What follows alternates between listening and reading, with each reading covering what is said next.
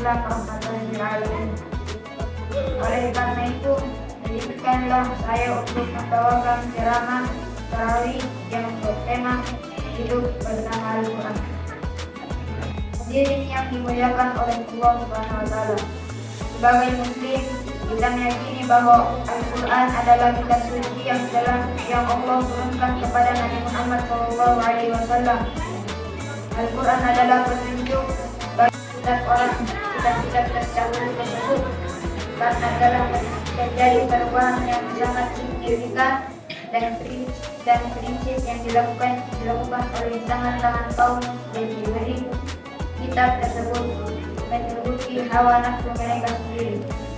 Sekarang ini orang harus mempercayai dan mengamalkan ajaran Al-Quran yang diwahyukan untuk seluruh manusia dimanapun berada sampai akhir zaman.